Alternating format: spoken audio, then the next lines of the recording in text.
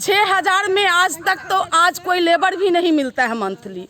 और मान लीजिए हम लोग बाल बच्चेदार आदमी है, क्वालिफिकेट सेवका है, जिसको हमको 6,200 रुपया भी नहीं पड़ता है। 6,000 में 50 रुपया कम ही 5950 रुपया पड़ता है और सहायिका को 2825 रुपया। मान लीजिए ऐसी अवस्था में हम कहाँ से घर चलाएंगे। और सरकार हमको, राज्य सरकार के द्वारा कहा जाता है जो आप केंद्र के कर्मी हैं, और केंद्र के द्वारा कहा जाता है जो आपको राज्य बढ़ाएगा।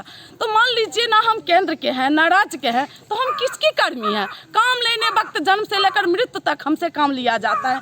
4 घंटे का हम लोग अपने कार्य को समावेशन के लिए सरकार को बोल रहे हैं जो कम से कम हमको 8 घंटा काज ले और हमको सामान्य काम का सामान्य वेतन दे। बेनीपट्टी के ई कृषि कार्यालय परिसर में रविवार को बिहार राज्य आंगनबाड़ी संयुक्त संघर्ष समिति के आह्वान पर सेविका व सहायिकाओं की बैठक हुई, जिसमें 25 मार्च को प्रस्तावित राज्यव्यापी आंदोलन की सफलता को लेकर रूपरेखा तैयार की गई।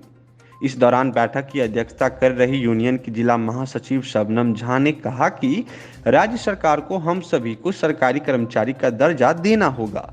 जब तक ये दर्जा नहीं मिलता है तब तक सेविकाओं व सहायिकाओं को 24,000 व 18,000 प्रतिमाह वेतन मानदेय देना होगा, नहीं तो सरकार आंदोलन से उत्पन्न होने वाली स्थिति के लिए स्वयं जिम्मेदार होगी, जिसको लेकर राज्यव्यापी आंदोलन भी प्रस्तावित है, जिसमें बेनीपट्टी से भी सभी लोग पटना पहुंचकर जोरदार ढंग से आंदोलन करेंगे।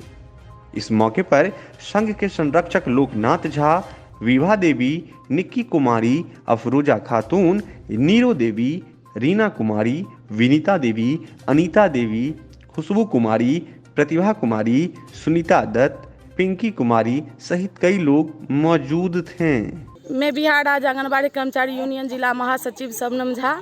ये 25 मार्च विधानसभा को अस्त व्यस्त करना है। हमारी यूनियन का ये पूरे बिहार के स्तर पर निर्णय लिया गया है जो हर जिला हर प्रखंड की सेविका को जागरूक करना है और इस बार हमारी एकता का सरकार को अपना पावर दिखा देना है। और यदि 25 तारीख को सरकारी हमारी मांग नहीं मानती है तो 28 और 29 को पूरे देश स्तर पर हम घेराव करेंगे सरकार का। और इसके बाद यदि सरकार नहीं मानती है तो अनिश्चितकालीन हड़ताल का हम लोग विचार करेंगे। अगर विभिन्न मुद्दों की बात की जाए शबनम जी, तो क्या प्रमुख ऐसी मांगे हैं जो सरकार से सीधे तौर पर करना है? हमारी प्रमुख मांगे है सरकारी कर्मचारी का दर्जा।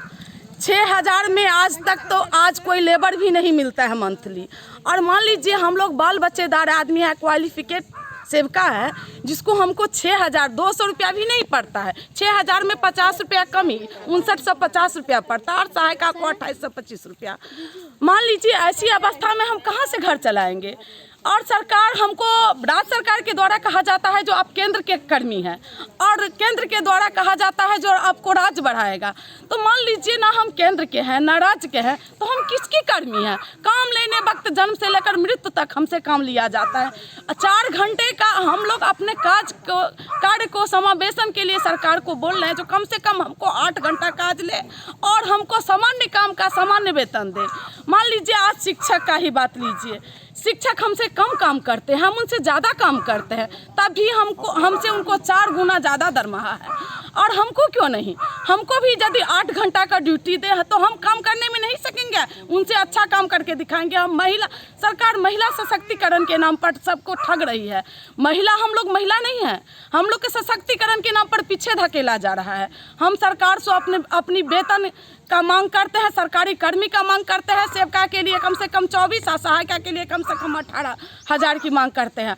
और राजस्थान, अभी देखिए राजस्थान में जैसे राजकर्मी का दर्जा दिया गया है सेवका और आशा को, तो हमको क्यों नहीं राजकर्मी का दर्जा दिया जाता है। ये राज्य और केंद्र की कर्मी का जो फैसला है उसको हटाकर हमें एक कैटेगरी पर रखा जाए, या तो राजकर्मी माना जाए या केंद्र कर्मी माना जाए। यदि केंद्र कर्मी माना जाता है तो हमको केंद्रीय कर्मचारी का दर्जा चाहिए, और यदि राज्य कर्मी माना जाता है तो राज्य कर्मचारी का दर्जा चाहिए। इसी के मांग को लेकर हम 24 सूत्रीय मांग को लेकर हम आगे बढ़ रहे हैं। मुख्य मांग मेरा यही है जो हमको सरकारी कर्मचारी का दर्जा चाहिए, एक कर्मी माना जाए, या तो केंद्रीय कर्मी या राज्य का कर्मी। हमको मानदेय नहीं चाहिए, वेतन चाहिए। इस बार सरकार के विधानसभा को हमको डोला देना है, या यूं कहा जाए तो इस बार आर और पार की लड़ाई है। और पार की लड़ाई है, या तो हमको हटा दे या तो हमको बना दे। यही लड़ाई के साथ इस बार हम आर और पार के लड़ाई में आ गए।